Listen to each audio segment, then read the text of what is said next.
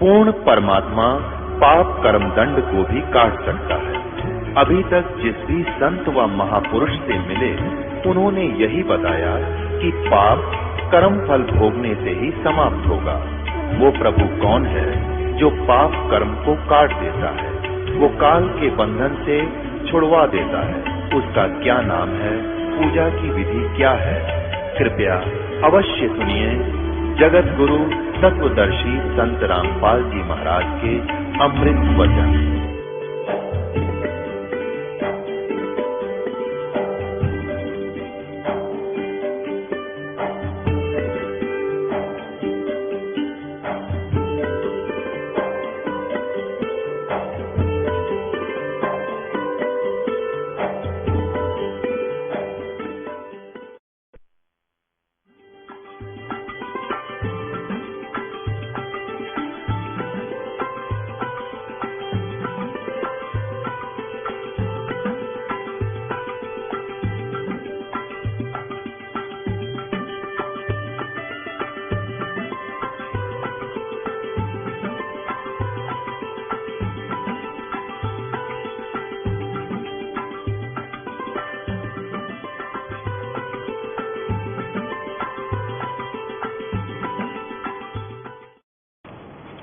वह नाना प्रकार के आभूषण उसके श्री अंगों की शोभा बढ़ाते हैं।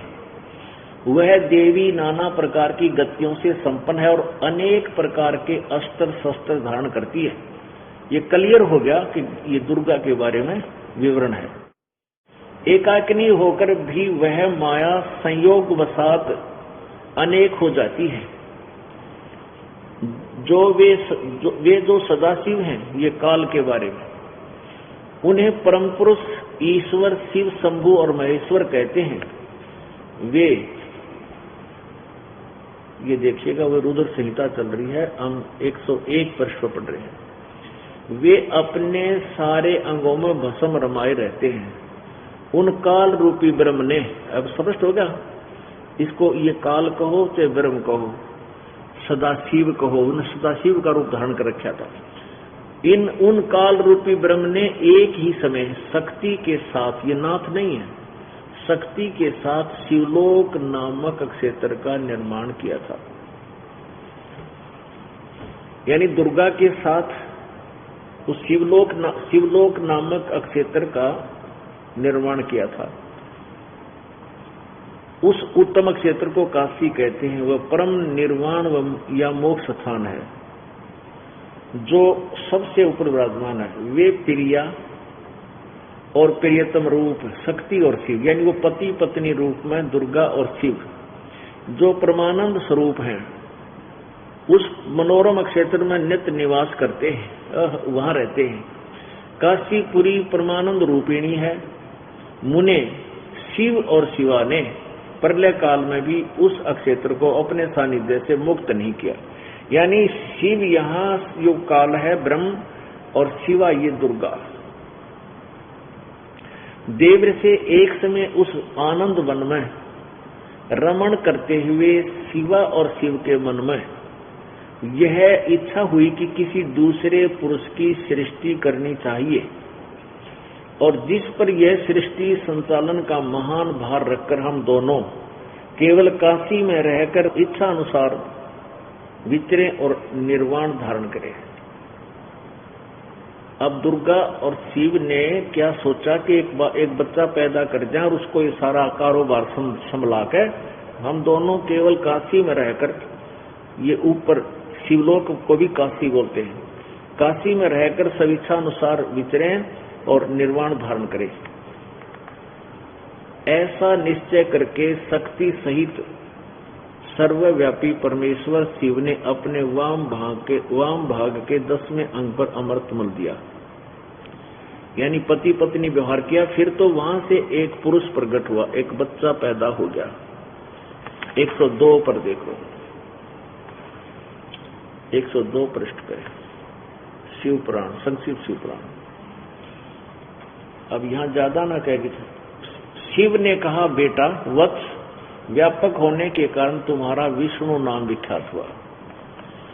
अपनात्मा अब वो ब्राह्मण पढ़ कर सुना रहा है, अनुवाद कर रहा है, और वीरदेव सिंह सुन रहे हैं।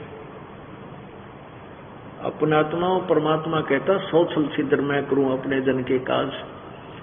अब परमात्मा ने अपने रिमोट से उस ब्राह्मण के अंदर एक ऐसी प्रेरणा भर दी कि वो झूठ बोल नहीं सका, और परमात्मा की रजा से, क्योंकि उस पुण्यात्मा को शरण में लेना था वीरदेव सिंह बघेल को भगवान ने, कबीर जी ने, तो ब्राह्मण पढ़कर फिर अनुवाद कर रहा है, जी ऐसा ही लिखा है जैसा ये बता रहे हैं। अब वो ब्राह्मण पढ़ रहा है और इसे परमात्मा कह रहे हैं, अब देख लो राजन, ये दुर्गा है और ये सदाशिव काल है, इन दोनों के संयोग से विष्णु का जन्म हुआ। आपकी पुराण बता रही है, आपके शास्त्र बता रहे हैं। और अब वीरदेव सिंह को तो कहीं ना नकुर यानी कोई शंका व्यक्त करने की जगह नहीं रह रही, वो तो इतना प्रभावित था उस परमात्मा से, उनकी एक लीला देखकर कि ये तो महापुरुष पड़े हैं, बस उससे इतना इंप्रेसिव हो गया कि जो भी कबीर जी कहे थे वीरदेव सिंह सच्ची माना था। और फिर वो पढ़ के सुना रहा उसका गुरुदेव, वो नकली, और फिर तो कहना है कि उस भाग जाएंगे उस पुण्यात्मा के। अब परमात्मा बोले और पढ़ पंडित जी आ गए। अगले में क्या पढ़ा, ये छठा अध्याय समाप्त हो गया। यहां पर क्या कहा है कि शिव ने कहा, वत्स व्यापक होने के कारण तुम्हारा विष्णु नाम विख्यात हुआ। जो बच्चा उत्पन्न हुआ था दुर्गा और काल के संयोग से, अब उसका नाम विष्णु रख दिया।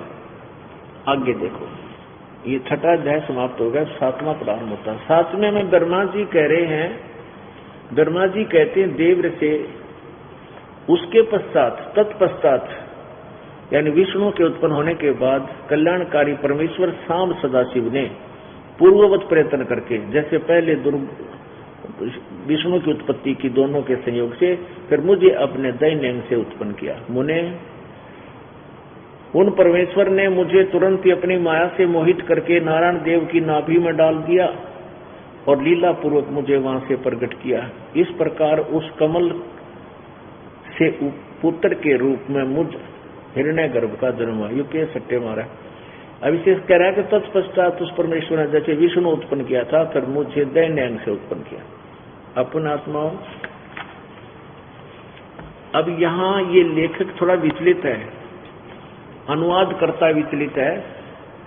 जो वर्तमान में ये दास जो आपको दिखा रहा है गीता प्रेस गोरखपुर से प्रकाशित में, अब ये विचलित हो गया कि शिव से विष्णु की भी उत्पत्ति होगी, ब्रह्मा की भी होगी, शिव जी से शिव की उत्पत्ति कैसे लिखूं? तो इसने बीच में गोड़ गोड़ कर दिया। आगे देखो, लेकिन सच्चाई नहीं छुपा करती। ये अध्याय नंबर 9, अध्याय नंबर 9 रुद्र संहिता का, इसके लास्ट में लिखा कि इस प्रकार ब्रह्मा विष्णु और रुद्र इन तीन देवताओं में गुण है, परंतु शिव गुणातीत माने गए हैं। अब ये चार हो गए यहाँ पर, ब्रह्मा विष्णु और रुद्र, ये शिव, और इन तीनों देवताओं में तो गुण है, रजगुण ब्रह्मा है, सतगुण विष्णु, तमगुण शिव जी, परंतु ये शिव, ये काल, ये चौथा हो गया, इनसे गुणातीत माने गए। आगे देखो, इसी पुराण के प्रश्न नंबर 25-26 पे ये स्पष्ट करते हैं विद्वेश्वर संहिता में। ये देखिएगा, एक बार क्या हुआ कि ब्रह्मा और विष्णु जी का आपस में झगड़ा हो गया। किस बात पे हो गया कि ब्रह्मा जी कहता है विष्णु को कि मैं तेरा बाप हूं और तू मेरे से उत्पन्न हुआ है। विष्णु जी कहते हैं कि मैं तेरा पिता हूं और तू मेरे नाभि कमल से उत्पन्न हुआ है। इस बात पर दोनों लड़ पड़े, बहुत जबरदस्त युद्ध हुआ।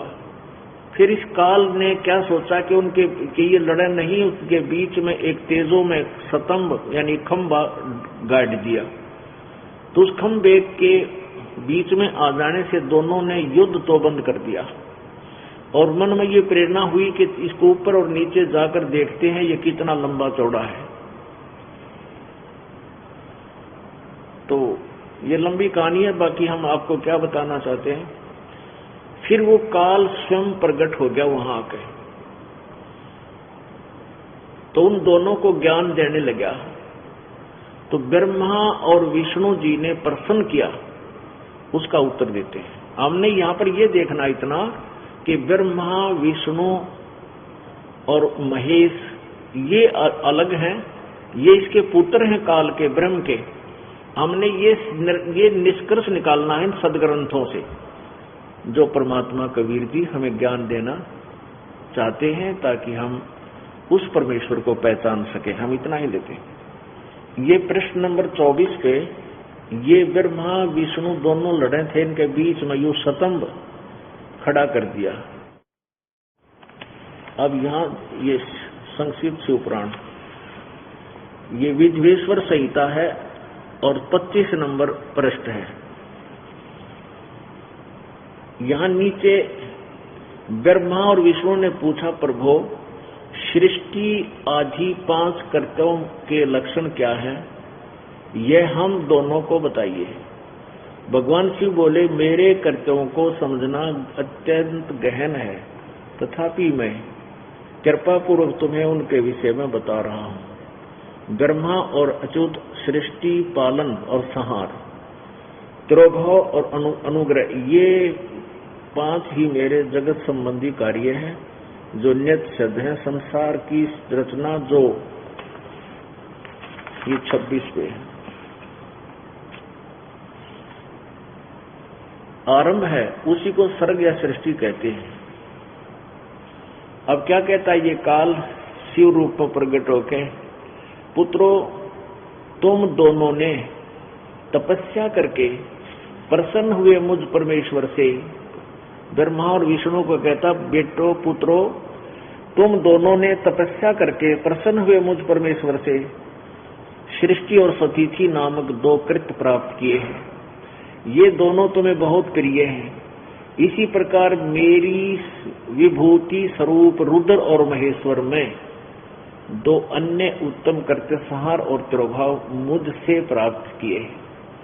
अब यहां देखो, ये 2 तो ब्रह्मा और विष्णु हो गए, और तीसरा रुद्र, चौथा महेश्वर, और ये बोलने वाला इनसे न्यारा 5वां है। तो इससे सिद्ध हो गया, ये दास ये सिद्ध करना चाहता है कि ब्रह्मा विष्णु और शिव से अलग, महेश से अलग ये काल है। और ये क्या करता है, इन अपने पुत्रों को भी भ्रमित रखता है, यथार्थ ज्ञान नहीं देता। किसी को शिव रूप में प्रकट होकर भ्रमित कर देता है, किसी को विष्णु रूप में प्रकट होकर, किसी को ब्रह्मा रूप में प्रकट होकर के। तो ये आपस में असमंजस में पड़े रहते हैं। जैसे साधकों ने साधनाएं की, हठ योग किए, ओम नाम का जाप किया, वेदोनुसार साधनाएं की, और वेदोनुसार साधना से परमात्मा प्राप्ति नहीं हो सकती। गीता जी अध्याय नंबर 11 के श्लोक नंबर 47 और 48 में ये गीता ज्ञानदाता कहता है कि मेरा ये वास्तविक स्वरूप है। ये काल कहता है, ये ब्रह्म कहता है कि ये है मेरा रूप, विराट रूप, और मेरी प्राप्ति, मेरे इस रूप के दर्शन यानी उसकी प्राप्ति ना वेदों में वर्णित विधि से, ना किसी तप से, ना जप से, ना किसी क्रिया से, ना यज्ञ से, किसी प्रकार से नहीं हो सकती। इससे सिद्ध है कि वेदों में वर्णित विधि, ओम नाम का जाप और ये यज्ञ आदि से परमात्मा प्राप्ति नहीं हो सकती। इससे अन्य लाभ हो जाते हैं, सिद्धियां आ जाती है, स्वर्ग महास्वर्ग प्राप्ति हो जाती है, देवता बन जाता है, लेकिन परमात्मा प्राप्ति नहीं हो सकती। इसीलिए यहां कह रहा है ये, तो उन्होंने जो साधनाएं की, हठ योग करके ओम नाम का जाप जपया, हठ योग किया इस काल की प्रेरणा से, तपस्याएं की, आंखें बंद करके हजारों वर्ष बैठे रहे, तो इस काल भगवान ने किसी को तो विष्णु रूप में दर्शन दे दिए समाधि दशा में, तो उसने उठकर ढिंढोरा पीट दिया कि विष्णु जी पूर्ण परमात्मा है, ये सर्वेश्वर है, महेश्वर है, ये सर्वे ये छुपाए हुए हैं अपने आप को, और मुझे इनके दर्शन हुए, ये पूर्ण मैंने साधना में इन्हीं के दर्शन हुए। तो इससे विष्णु जी फूल का कुपा हो गए कि मैं भगवान हूं। किसी को शिव रूप में दर्शन दे दिए समाधि दशा में, उसने ढंडोरा पीट दिया, शिव जी पूर्ण परमात्मा है, शिव महेश्वर है, मृत्युंजय है, ये सब कुछ है। और किसी साधक को उसने ब्रह्मा के रूप में दे दिया, तो उसने ब्रह्मा का ढंडोरा पीट दिया। ब्रह्मा सर्वेश्वर है, महेश्वर है, सारी सृष्टि का रचनहार है, यही परमात्मा है, मैंने इसके दर्शन किए। तो ऐसे ये ब्रह्मा और विष्णु लड़ पड़े। ब्रह्मा का भ्रम हो गया मैं सृष्टि रचना करने वाला हूं, और विष्णु का भ्रम हो गया कि मेरी नाभि कमल में ये ब्रह्मा पाया था, तो मैं इसका बाप हो गया। इस करके दोनों का झगड़ा हो। ऐसे ही सभी भ्रमित थे। ये काल ऐसे ही करता है, किसी को भी यथार्थ ज्ञान नहीं देता है। अब ये क्या कहता है कि पुत्रों, तुम दोनों ने तपस्या करके ये सतिथि और सृष्टि दो कृत्य प्राप्त किए, दो विभाग प्राप्त किए मेरे से, और रुद्र और महेश को मैंने दो और दिए। इससे सिद्ध है कि ये चार रुद्र, महेश्वर, ब्रह्मा और विष्णु ये इस काल से न्यारे हैं जो शिव पुराण में ज्ञान दे रहा। और यही काल फिर गीता जी का ज्ञान दे रहा है श्री कृष्ण में प्रवेश करके भूत की तरह। अब देखो यहां से स्पष्ट होगा, यहां देखिएगा, यह पढ़ रहे हैं 26 पृष्ठ पे संक्षिप्त शिव पुराण का। हम यहां तक पढ़ चुके हैं कि पुत्रों, तुम दोनों ने तपस्या करके प्रसन्न हुए मुझ परमेश्वर से सृष्टि और सतिथि नामक दो कृत्य प्राप्त किए हैं। विष्णु और ब्रह्मा को बोला, ये दोनों तुम्हें बहुत प्रिय हैं। इसी प्रकार मेरी विभूति स्वरूप रुद्र और महेश्वर ने, ये काल कहता है कि जिस रूप में मैं अब विराजमान हूं, ऐसे मेरे रूप में ये महेश्वर और रुद्र दोनों रहते हैं। दो अन्य कृत्य प्राप्त, उत्तम कृत्य प्राप्त, संहार और तिरोभाव मुझसे प्राप्त किए, परंतु अनुग्रह नामक कृत्य दूसरा कोई नहीं पा सकता। रुद्र और महेश्वर अपने कर्मों को भूले नहीं, इसलिए मैंने उनके लिए अपनी समानता प्रदान की है। अब ध्यान से पढ़ना इसको। वे रूप, वेश और कृत्य, वाहन, आसन और आयुध आदि में मेरे समान ही हैं। अब ये काल बोल रहा है कि ये महेश्वर और रुद्र ये मेरे जैसी आकृति के हैं, जैसे मैं ईद तुम्हारे सामने खड़ा हूं, ये त्रिशूल रखते हैं मेरे की तरह, और वाहन नंदी ही इनका वाहन है, वृक्ष बैल इनका वाहन है, और ये वेशभूषा भी मेरे वाली ही रखते हैं। अब देखो आगे, यहां स्पष्ट हो जाता है, मैंने पूर्व काल में अपने स्वरूपभूत मंत्र का उपदेश किया था, जो ओंकार के रूप में प्रसिद्ध है। देखा ना, ये काल का मंत्र है, ब्रह्म का मंत्र है, ओम, ओंकार। वह महामंगलकारी मंत्र है। सबसे पहले मेरे मुख से ओंकार ओम प्रकट हुआ, जो मेरे स्वरूप का बोध कराने वाला है। ओंकार वाचक है और मैं वाच्य हूं, यह मेरा मंत्र स्वरूप ही है। यह मंत्र मेरा स्वरूप ही है। प्रतिदिन ओंकार का निरंतर स्मरण करने से मेरा ही सदा स्मरण होता है। ओंकार से, यानी ओम से। मेरे उत्तरवर्ती मुख से अकार, पश्चिम मुख से उकार, दक्षिण मुख से मकार, पूर्ववर्ती मुख से बिंदु तथा मध्यवर्ती मुख से नाद का प्राकट्य हुआ। इस प्रकार 5 अवयवों से युक्त ओंकार का विस्तार हुआ। इन सभी अवयवों से एकीभूत होकर यह प्रणव ओम नामक एक अक्षर हो गया। अब ये ओम नामक एक अक्षर हो गया, ये ओम अक्षर है।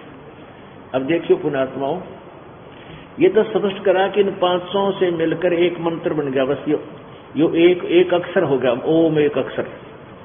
और यहाँ क्या यह अकार आदि, ये यहां से ना अकार,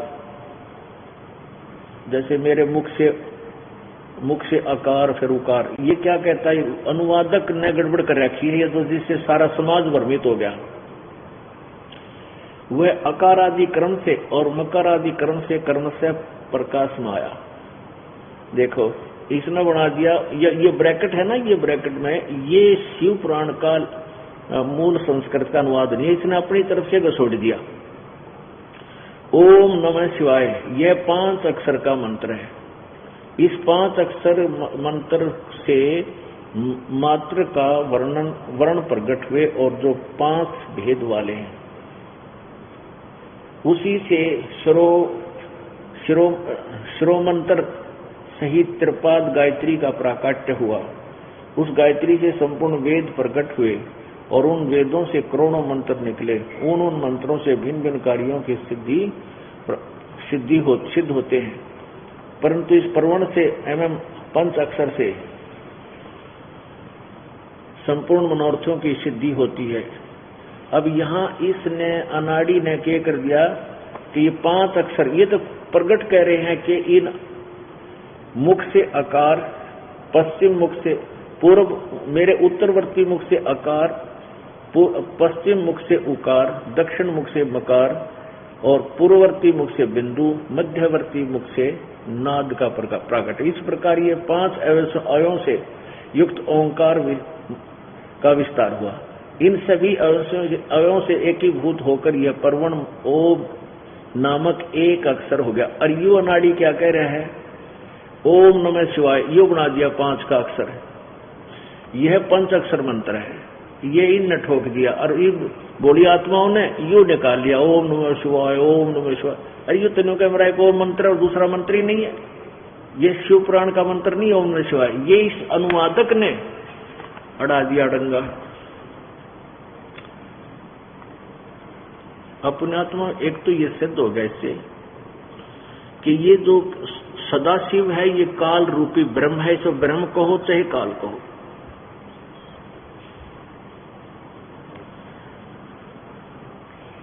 अब वो ब्राह्मण पढ़ रहा है और वीरदेव सिंह बघेल ध्यान से सुन रहा है और परमात्मा की इस लीला से बहुत प्रभावित है कि ये अनपढ़ अशिक्षित बच्चे हैं, इसको दुल्हा अनपढ़ है, ये कोई ज्ञान नहीं जानता, अक्सर ज्ञान युक्त नहीं है और ये सारे सदग्रंथों को बता रहा है। अब वीरदेव सिंह बघेल की तो लॉटरी खुल गई कि खुद भगवान आगे घर पे है। वो तो इतना गदगद हो रहा है, भगवान मत्था टेक रहा है रह कर, हे परमात्मा आपने तो आंख खोल दी बारी, आपने तो कमाल कर दिया। होय होय ये ज्ञान ये कितने स्वप्न में भी नहीं सोचा था, हमारे सदग्रंथों में विद्वान है। अब परमेश्वर बोले और सुन ले पंडित जी, और प्रमाण देता हूं। अब देवी भागवत महापुराण निकाल ले और उसके 3रे स्कंध को पढ़। अपनात्मा आप जी और हम सभी इन अज्ञानियों के द्वारा भ्रमित थे। कबीर परमेश्वर के इस तत्व ज्ञान ने हमारी आंखें खोल दी, तो आज हमें ये तत्व ज्ञान और भगवान की महिमा का पता चला और हम अपना कल्याण करवाएंगे। ईब होगा वो कल्याण जिसकी हमने युगों से तलाश थी, युगों से प्रयत्न था। परमेश्वर कबीर जी उसी समय कहा करते थे, धर्मदास ये जग बोराना, कोई न जाने पद निर्वाणा। यही कारण मैं कथा पसारा, जग से कहिए एक राम नियारा। अब एक धर्मदास नाम के पुण्यात्मा थे, उनको परमात्मा कबीर जी मिले। अब पुण्यात्मा हमने इस तत्व ज्ञान को समझना है और इस तरह के उदाहरण जो ये कथाएं हैं, ये सच कथाएं, ये इसके लिए सहयोगी हैं। इसके साथ साथ हमने अब वेदों को भी देखना है कि कबीर परमेश्वर ने कहा वेद मेरा भेद है, मैं मिलो वेदन से नाही, और जौन वेद से मैं मिलूं वह वेद जानते नहीं। अब वो 5वां वेद परमेश्वर ने आकर अपने आप ही बताया। आज का जो समागम प्रारंभ हुआ है, ये सत्संग समागम समारोह चल रहा है, इसमें ये किस उपलक्ष्य में है कि परमात्मा सतलोक से आए, सह शरीर आए और यहाँ अपनी प्यारी आत्माओं को ज्ञान समझाने के लिए लीला की। वो प्रत्येक युग में आते हैं और बीच में भी जब चाहे वो प्रकट होकर के अपनी प्यारी आत्माओं को अपना ज्ञान दे जाते हैं।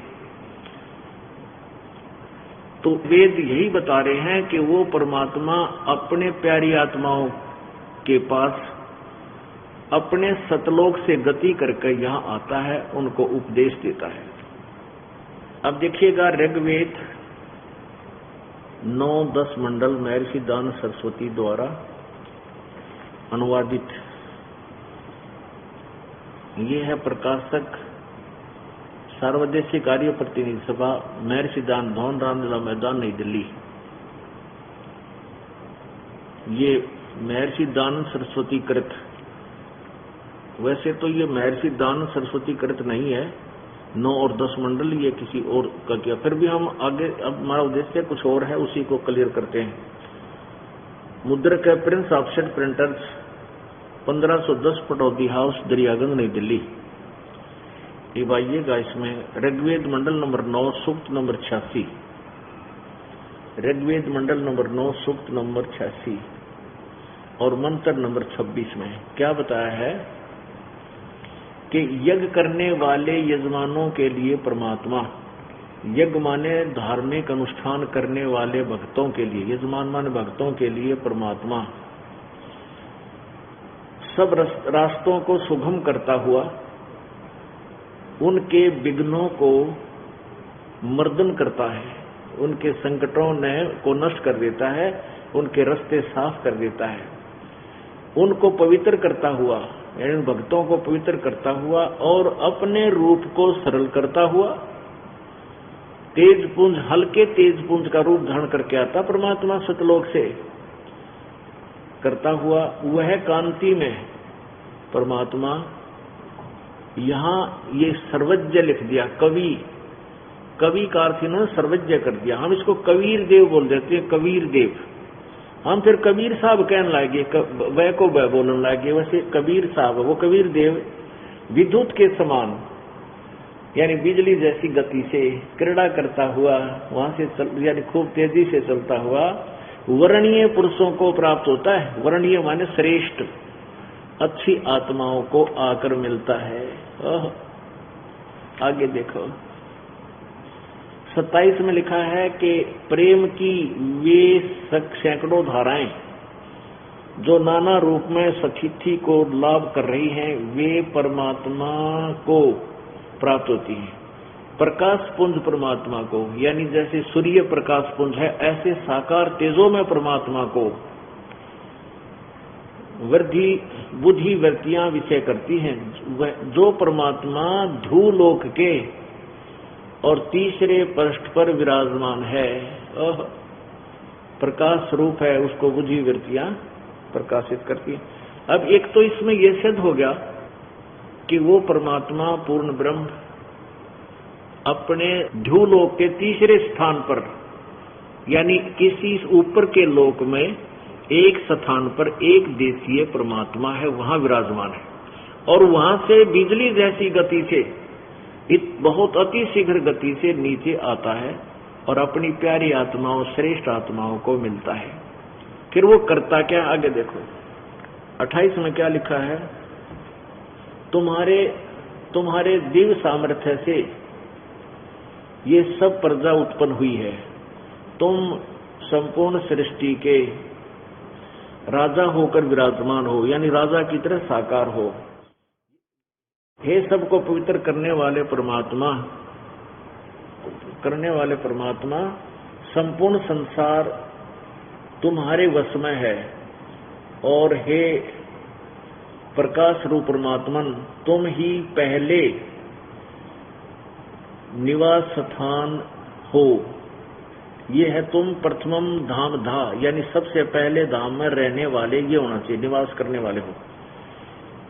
आगे देखो अब ऋग्वेद मंडल 9 सूक्त नंबर 82 और इसके 1, 2, 3 में ये है ऋग्वेद मंडल नंबर 9 सूक्त 82-82, और इसके एक मंत्र में के साथ स्पष्ट किया है, जो सर्वोत्पादक प्रभु प्रकाश रूप सद्गुणों की वृष्टि करने वाला, पापों को हरण करने वाला है, वह राजीव राजा के समान दर्शनीय है, देखने योग्य है, साकार है, और वह पृथ्वी आदि लोक लोकांतरों के चारों ओर शब्दमान हो रहा है, और वह वर्णीय पुरुषों को जो दृढ़ भगत हैं उसको पवित्र करता हुआ प्राप्त होता है।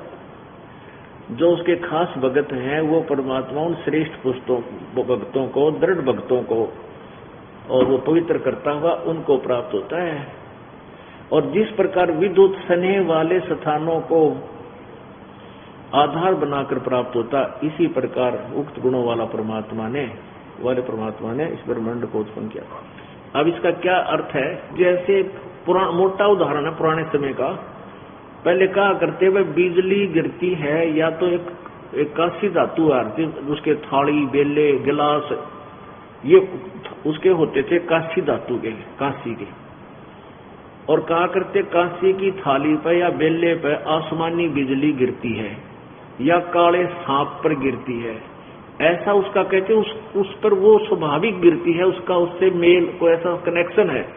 तो कहते जैसे वो बिजली आसमान वाला की विद्युत अपने स्नेह वाले उस जहां वो उसका अट्रैक्शन है वहीं जाती है इतनी स्पीड से, कहते ऐसे ही वो परमात्मा अपने उन प्यारे दृढ़ भक्तों को मिलता है जाकर के। फिर उनको किस लिए मिलता है? उपदेश करता है, उनको ज्ञान देता है। ये देखो ऋग्वेद मंडल नंबर 9 सूक्त नंबर 82 मंत्र नंबर 1 आपने पढ़ लिया कि उन दृढ़ भक्त है उसको पवित्र करता, वर्णीय पुरुषों को यानी श्रेष्ठ पुरुषों को जो दृढ़ भक्त है उनको पवित्र करता हुआ प्राप्त होता, उनको मिलता है, वहां से चलकर आता है। अब 2 मंत्र में क्या लिखा है कि हे परमात्मन, उपदेश करने की इच्छा से आप, यानी यथार्थ ज्ञान देने की इच्छा से आप महापुरुषों को प्राप्त होते हो, अच्छी आत्माओं को मिलते हो। आप अत्यंत गतिशील पदार्थ के समान हमारे आध्यात्मिक यज्ञ को प्राप्त होते हैं। अपने आत्माओं, इसमें ढेर सारे ऐसे प्रमाण हैं जिनसे ये स्पष्ट हो जाता है कि परमात्मा क्या लीला करता है, कैसे करता है। और देखिएगा मंडल नंबर 9 सूक्त नंबर 20 में मंत्र नंबर 1 में स्पष्ट किया है। ये देखिएगा ऋग्वेद मंडल नंबर 9 और सूक्त नंबर 20, इसका मंत्र नंबर 1 में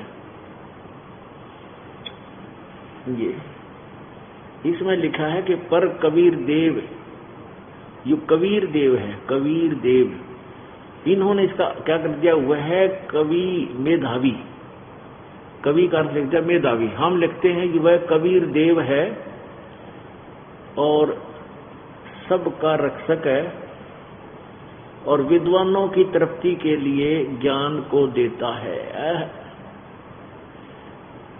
और सहनशील है।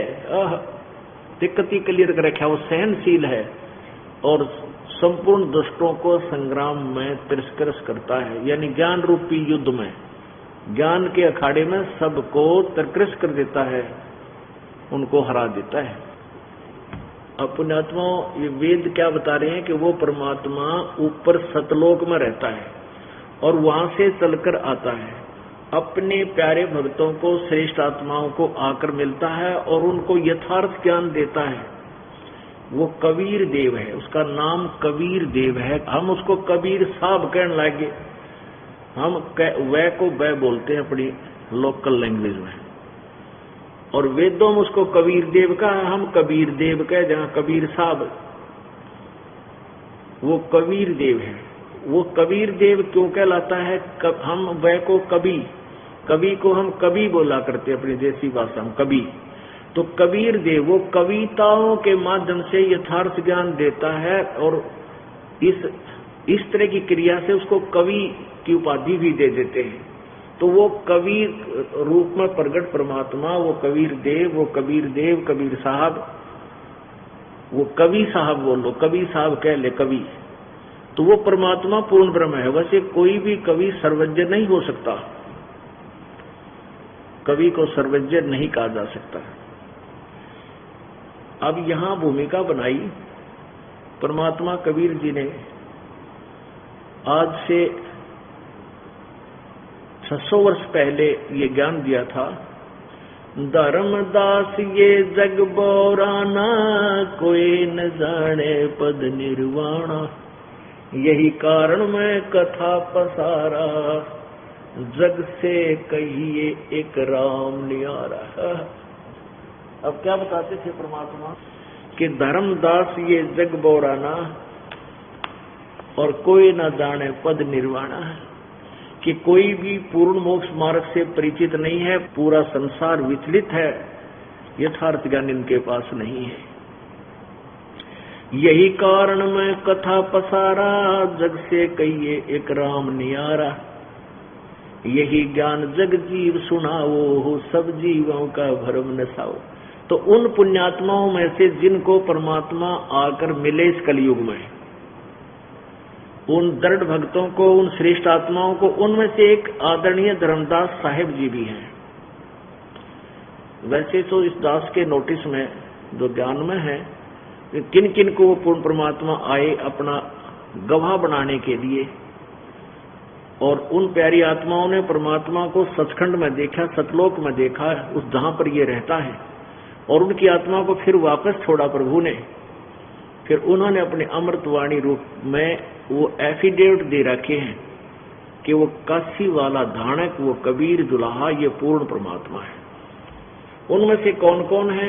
आदरणीय धर्मदास साहिब जी, आदरणीय मलकदास साहिब जी,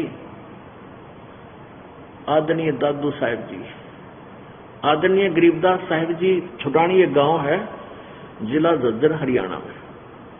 बादरगढ़ से झज्जर रोड पे एक दुल्हेड़ा गांव आता है।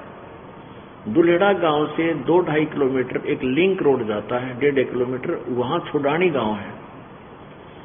वहां पर संत गरीबदास जी जब 10 वर्ष के थे तो परमात्मा उनको मिले थे खेतों में आकर के, वो गऊ चरा रहे थे गरीबदास जी। उनकी आत्मा को शरीर से निकालकर ऊपर लेकर गए, सचखंड दिखाया, सतलोक दिखाया, सारा वर्णन ब्रह्मा विष्णु महेश की सतीथि से परिचित कराया, और गरीबदास जी को मृत जानकर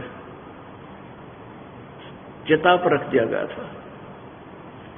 उनको जलाने की तैयारी हो गई थी। उसी समय परमात्मा ने वो आत्मा वापस छोड़ दी। फिर गरीबदास जी ने अपने आंखों देखा, एक बहुत ही अनोखा वर्णन किया।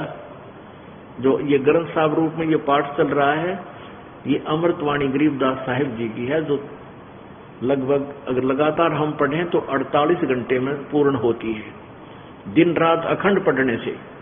इतना अमृत ज्ञान इसमें ये सूक्ष्म वेद लिखा हुआ है। और आदरणीय नानक साहिब जी, इनको परमात्मा मिले और इनको पूर्ण ब्रह्म मिले और सचखंड से परिचित कराया और वापस छोड़ा। ये वो श्रेष्ठ आत्मा थी, ये वो पुण्य आत्मा है जिनको परमात्मा आकर मिले और अपना साक्षी बनाया। उनमें से धर्मदास जी को मिले थे सबसे पहले कलयुग में, तो उनको बता रहे हैं अपना ज्ञान। धर्मदास ये जग बोराना, कोई न जाने पद निर्वाणा, यही कारण मैं कथा पसारा, जग से कहिए एक राम नियारा। यही ज्ञान जग जीव सुनावो, सब जीवों का भरम नसाओ। भरम गए जग वेद पुराना, आदि राम का भेद न जाना। ये सभी वेद और पुराणों तक सीमित हैं, इनको अच्छी तरह नहीं समझ सके, और ये इन्हीं उस पूर्ण परमात्मा से परिचित नहीं है। राम राम सब जगत बखाने, आदि राम कोई बिरला जाने। ज्ञानी सुने सो हृदय लगाई, मूर्ख सुने तो गम ना पाई। अब परमात्मा बता रहे हैं धर्मदास जी को कि जो कथा मैं तुझे सुनाने जा रहा हूं, ये ब्रह्मा विष्णु महेश के विषय में ये इनका कैसे जन्म हुआ। जो बुद्धिमान होंगे वो तो स्वीकार करेंगे, और जो मूर्ख हैं, जिन आंखों देखकर भी नहीं मानते, उनके सत्र का ज्ञान ये नहीं है। कुछ संक्षेप कहूँ गौराई, सब संशय तुमरे मिट जाई। भरम गए जग भेद पुराना, आदि राम का भेद न जाना। राम राम सब जगत बखाने, आदि राम कोई बिरला जाने। ज्ञानी सुने सो हृदय लगाई, मूर्ख सुने तो गम ना पाई। माँ अष्टंगी पिता निरंजन, ये दम दारुण वंशन अंजन। पहले कीन निरंजन राई, पीछे से माया उपजाई। माया रूप देख अति शोभा, देव निरंजन तन मन लोभा। काम देव धर्मराय सताए, देवी को तुरंत दरखाए।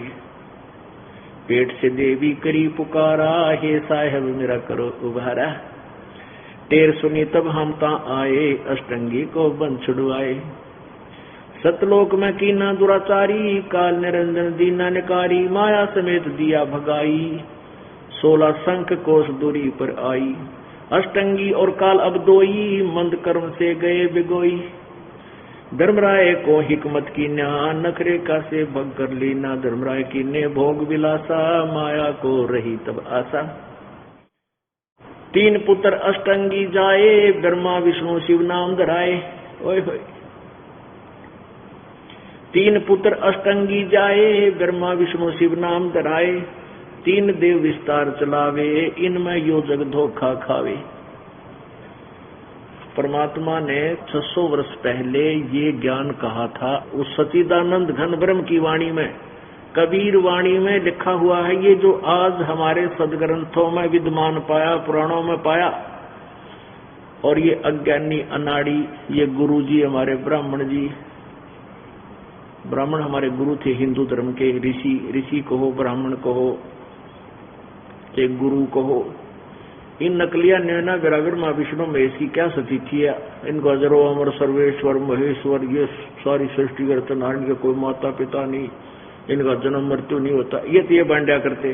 और इनकी जीवनी में लिखा है कि जन्म और मृत्यु में है, इनकी जन्म मृत्यु होती है, ये अविनाशी नहीं है। इनके माता पिता लिखे हैं, वो हमें नहीं बता सके हमारे नकली गुरु। ये बैठा दिया हमारे पूर्वजों का, इन्होंने भूत बनवा दिया उल्टी साधना देकर, फिर उनके श्राद्ध निकलवाए, वो अपना पेट भरने का धंधा शुरू करवा दिया। ब्राह्मण वही होता है जो मार्गदर्शन गुरु पद पर होता है। ये दास जो है आज ब्राह्मण है, ब्राह्मण सोए जो ब्रह्म पछाणे। मेरे गुरुदेव जो थे वो प्रचलित, जैसे हम परंपरा दर देते हैं, ये ब्राह्मण है, ब्राह्मण। ब्राह्मण का अर्थ बहुत गहरा होता है। लेकिन जैसे किसी का दादा, तीसरा चौथा दादा वैद्य था, वो बढ़िया वैद्य था, नब्ज पकड़ कर बता देता, या बीमारी हर दवाई देता था, ठीक कर देता। वो वैद्य नाम से प्रसिद्ध था, वो तो था वैद्य। उसके बाद फिर क्या हुआ कि उसके वंशजों को वैद्य कहने लगे सारे को। चाहे कोई पेट के दर्द की दवाई भी नहीं जानता, वो भी लिखा कृपाराम वैद्य। कितना नौकरी करता है या कोई और धंधा करता है, कोई वर्कशॉप खोल रहा है, वो भी लिख रहा है राम सिंह वैद्य। वो वैद्य उनका सरनेम बन गया, वो वैद्य नहीं है। तो ऐसे ये ऋषि जो थे ब्राह्मण, इनके वंशज भी ब्राह्मण वो कहलाते हैं, और ये अपने आप लिखते भी हैं पंडित जी। लेकिन ये पंडित जी नहीं है, ये तो जैसे वो वैद्य लिख रहा है ना, वो वर्कशॉप वाला, ऐसे ये ब्राह्मण है। और वास्तव ब्राह्मण वो है जो ब्राह्मण का कर्म करता है। मेरे गुरुजी हरियाणा में चरखी दादरी के पास बड़ा पैतावा से गांव है, वहां के इस परंपरागत बड़ी ब्राह्मण जाति में थे, उस ब्राह्मण कहलाते हैं जो, लेकिन खेती करते थे, पशु रखते थे, फिर भी वो ब्राह्मण एक फीत लगी हुई है। वो ब्राह्मण जाति से थे, ब्राह्मण ग्रुप से थे, वो कभी अपने आप को ब्राह्मण नहीं कहते थे, वो संत कहलाते थे। कहते मैं संत हूं, ब्राह्मण नहीं हूं। और मेरे दादा गुरुजी यानी गुरुजी के गुरुजी छावला गांव है दिल्ली में, उस छावला गांव के जाट थे, और उन्होंने काशी विद्यापीठ से वो पढ़ाई की थी, जिससे वो 4 विषय के आचार्य बन गए थे। वो अपने आप को पंडित चिदानंद नाम से बोला करते थे। वो पंडित कहलाते थे। आज भी उन हमारे दादा गुरु जी का आश्रम खरखोदा, जिला सोनीपत, खरखोदा तहसील में, खरखोदा के पास गोपालपुर गांव है, उसमें भी वो आज आश्रम विद्यमान है। पंडित चिदानंद आश्रम, उनका नाम था चिदानंद, और वो जाट होते हुए पंडित कहलाते थे, और हमारे गुरु जी ब्राह्मण होते हुए अपने को ब्राह्मण नहीं कहते थे, संत रामदेवानंद, स्वामी रामदेवानंद। तो पुण्यात्माओं, हम आज अभी तक इस तत्व ज्ञान से परिचित नहीं है, इसलिए तो कहने का भाव ये है कि उन ब्राह्मणों को कहा जा रहा है जो गुरु पद पर थे और यथार्थ ज्ञान से अपरिचित थे और सबको भ्रमित कर गए। अब क्या कह रहे हैं कि वो परमात्मा उसी समय बताया करते थे,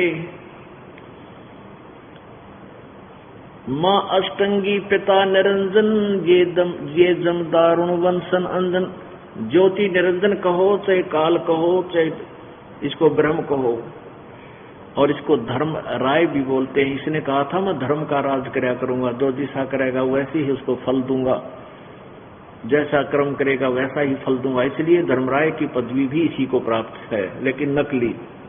तो क्या बताते हैं कबीर साहब, माया रूप देख अति शोभा, देव निरंजन तन मन लोभा। ये एक सृष्टि रचना की लंबी कहानी है, अब समय इतना नहीं है, वो कल या परसों जब भी समय मिलेगा आपको सुनाएंगे, पूरा विस्तार से सुनाएंगे। यहाँ तो हम अपना उद्देश्य को ले रहे हैं कि कबीर परमात्मा ने ये कहा था कि इस काल ने और दुर्गा के संयोग से इन ब्रह्मा विष्णु महेश का जन्म हुआ। माया को रही तब आशा, तीन पुत्र अष्टंगी जाए, ब्रह्मा विष्णु शिव नाम धराए। ये तीन पुत्र दुर्गा ने उत्पन्न किए और ज्योति निरंजन के संयोग से तीन देव विस्तार चलावे, इनमें यू जीव धोखा खावे।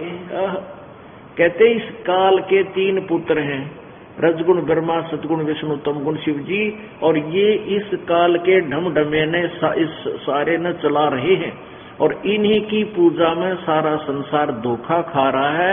ये काल के पुत्रों की पूजा करके अपना जीवन व्यर्थ कर रहा है। अपने आत्मा,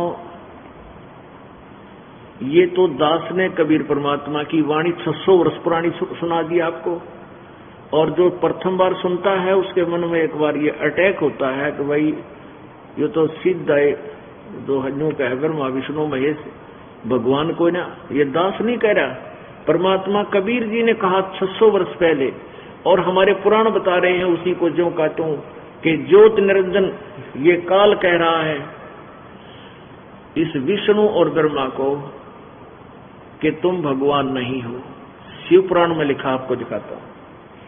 प्रसंग वही है कि एक बार ब्रह्मा और विष्णु जी का इस बात पर झगड़ा हो गया, ब्रह्मा का मैं तेरा बाप, विष्णु का मैं तेरा बाप। तो उनका बीच बचाव करने के लिए ये काल प्रकट हो गया सदा शिव रूप में, शिव जी के रूप में। अभी आपको दिखा कि ये स्वयं कहता है कि ये रुद्र और महेश तो मेरा रूप धारण कर लेते हैं, मेरे जैसा इन हथियार रखते हैं, त्रिशूल, और मेरे जैसा वाहन है इनका, मेरे जैसी वेशभूषा, मुझसे मिलते जुलते हैं। ये सिद्ध करने के लिए कि कबीर परमात्मा ने 600 वर्ष पहले कहा था, गुण तीनों की भक्ति में ये भूल पड़ो संसारे, कह कबीर निज नाम बिना ये कैसे उतरे पार। तीनों गुण की भक्ति में, रजगुण ब्रह्मा, सतगुण विष्णु, तमगुण शिव जी की भक्ति में भूल रहा संसार, और कह कबीर निज नाम बिना भाई कैसे उतरो पार। उस वास्तविक मंत्र के बिना तुम पार कैसे होगे। इन तीनों गुणों की भक्ति को गीता जी अध्याय नंबर 7 के श्लोक नंबर 12 से लेकर 15 में रिजेक्ट किया है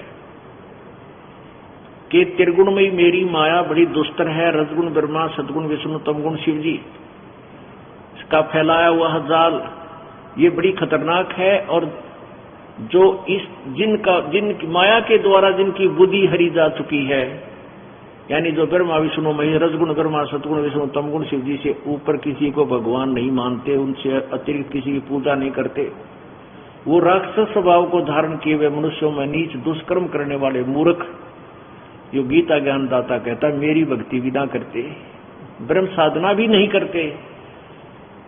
पुण्यात्मा यही परमात्मा कबीर जी कह रहे हैं और यही हमारी गीता जी बता रही है, ये पुराण बता रही है। तो 600 वर्ष पहले कबीर जी ने जो ज्ञान दिया था उसका समर्थन आज ये पुराण कर रहे हैं, जिन पुराणों को पवित्र हिंदू धर्म एक यथार्थ शास्त्र मानता है।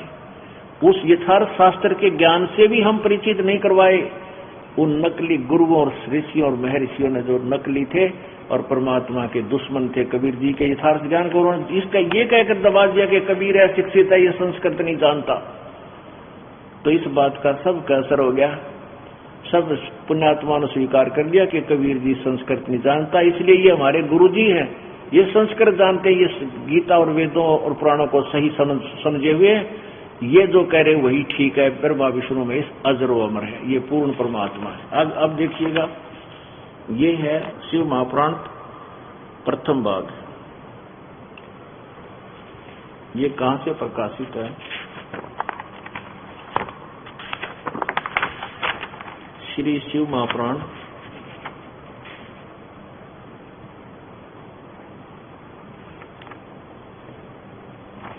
श्री शिव महापुराण विद्यावारिधि पंडित ज्वाला प्रसाद जी मिश्र कृत हिंदी टीका सहित, यानी संस्कृत और हिंदी दोनों इसमें। ये कहां से प्रकाशित है?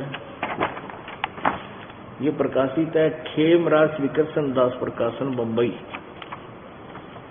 अब हम आते हैं अपने उसी स्थान पर।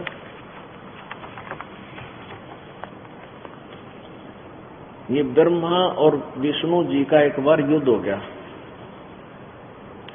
ये देखिएगा शिव पुराण प्रश्न नंबर 17, इस शिव पुराण के विदेश्वर संहिता भाग 1 अध्याय नंबर 9 का।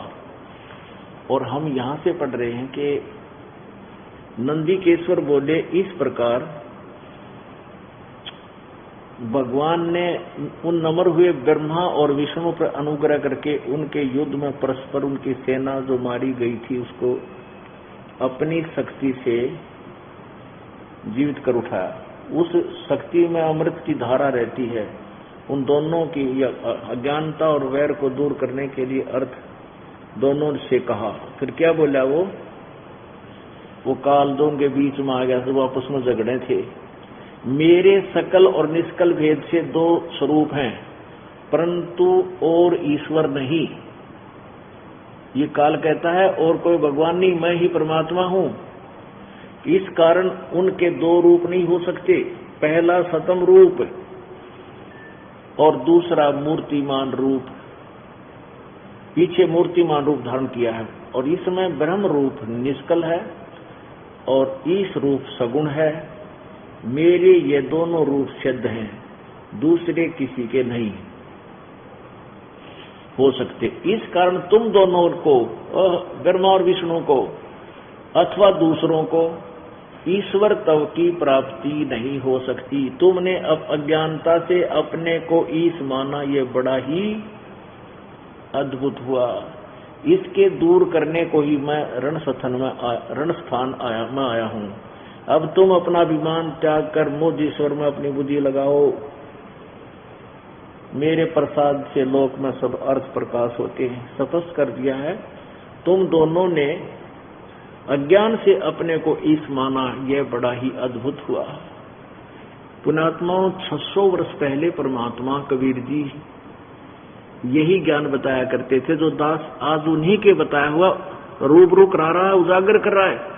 और आज आपको इसलिए सुहाग्या कि आप शिक्षित हैं और आप अपनी आंखों अपने सदग्रंथों को पढ़ रहे हो।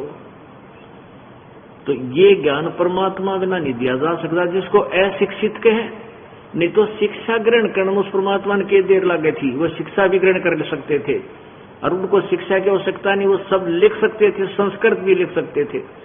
लेकिन उन्होंने अपने आप को इसलिए अक्षर ज्ञान रहित सिद्ध किया कि आज हम पहचान सकें कि परमात्मा ऐसा होता है जो अक्षर रहित होकर भी अक्षर ज्ञान था उनको। उन संस्कृत को भी जानते थे, परमात्मा बिना नहीं जान सकता। तो आज हमें परमात्मा पहचानने में देरी नहीं लगेगी। और पुण्यात्माओं, जब तक हम ये दृढ़ता नहीं होलेगी हमारे अंदर कि हम जिस मार्ग पर चल रहे हैं ये बिल्कुल सीधा है, तो हम सफल नहीं हो सकते।